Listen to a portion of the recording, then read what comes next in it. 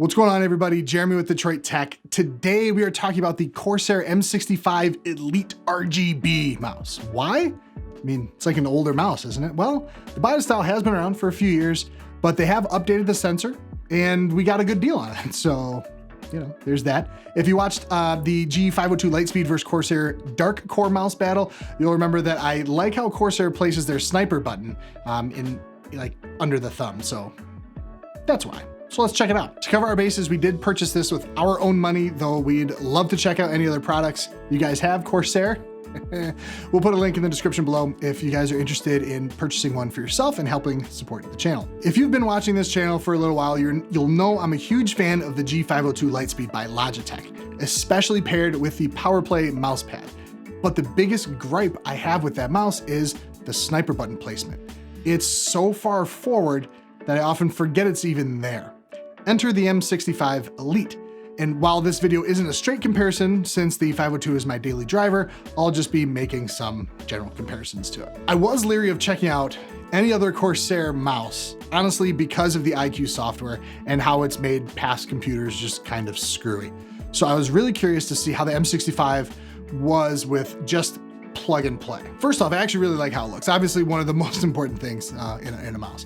The anodized aluminum frame gives it really like cool industrial feel, and I like the off-center placement of the cable. The plastics all feel very quality. The top plastics have a nice like soft touch coating, and the sides are a little like rough, which helps with gripping the mouse. The buttons are all Omron switches rated at 50 million clicks, and the sensor's a PMW 3391 with an 18K sensitivity. Sniper button does have a firmer actuation, so you don't accidentally click it all the time while moving around and just resetting the mouse on the mouse pad.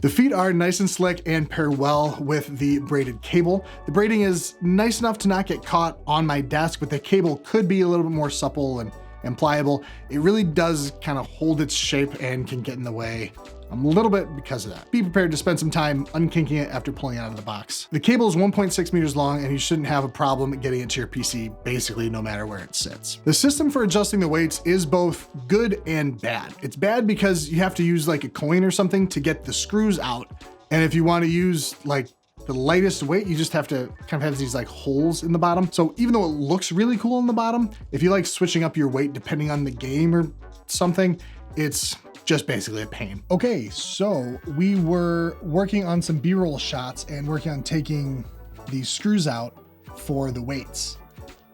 They won't come out, totally stripped. Now I don't have the actual weights in here, just using these little screws as the weights, which is how I like it. So it's not terrible, but we wanted to make sure we brought this out. We looked online, a lot of people have that issue too. And in the literature, they don't tell you to be careful, to not do this. And it was pretty easy to strip and get these stuck in here.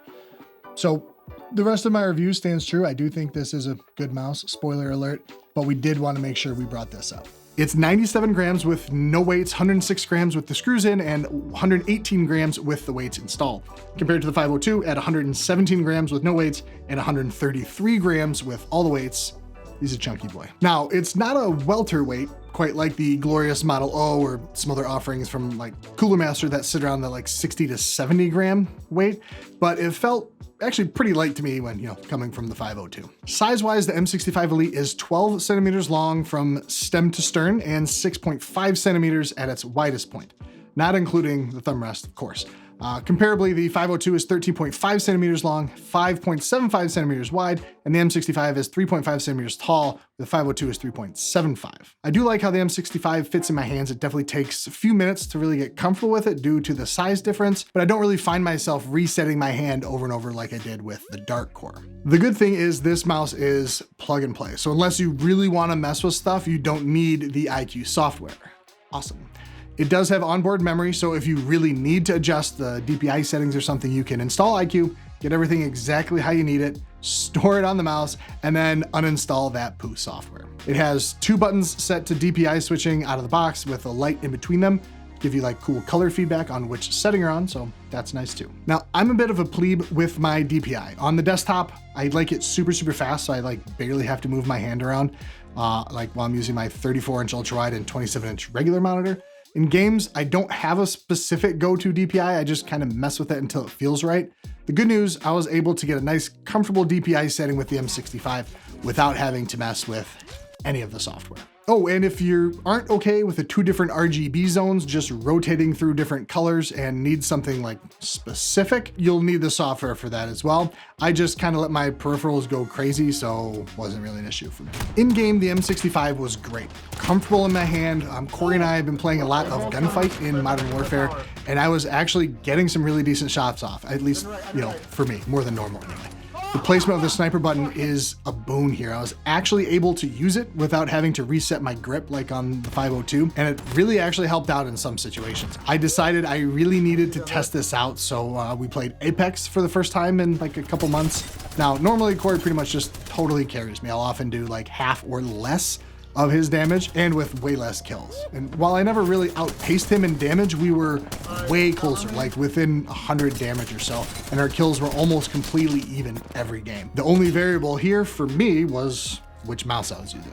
Now, I've been basically raving about this mouse, so are there any negatives? And for sure, it's wired for one, and I know that the true FPS players still swear by wired mice, but I just cannot use a wired mouse as my daily driver. Also, I play other games that aren't FPS, like, you know, WoW Classic, and if you have many abilities as I do as a warlock, I need more buttons on my mouse. And because the 502 has my favorite mouse buttons ever, the side mouse wheel buttons, I had to reprogram some of the buttons in Modern Warfare here. It worked out fine, but there's no way I can play like an MMORPG on the M65. And I had weird thing with the liftoff too. When I would be lifting the mouse to just resettle my hand, sometimes it would just like flip out and just look straight up or like look straight down on the floor. And this may be something that could be solved by calibrating for the mouse pad in the software, or the liftoff distance in the software, but I also just have this like huge phobia of IQ. Corsair doesn't market this as anything other than an FPS mouse though, so I can't really rag on it too hard. The thing is, it's a really great mouse. It's about a third, well, less when we got it, of the price of the 502 Lightspeed, and has pretty much every feature except for a couple of buttons and that hyper scroll wheel Logitech has. It's helped me feel more confident during the FPS games and helped me feel like less of a filthy casual, which is always nice. It still doesn't check every box in a serious, you know, gamer situation that they may need. It's still a bit heavy compared to like super lightweight mice. And again, the experience I've had with the software was really just that bad.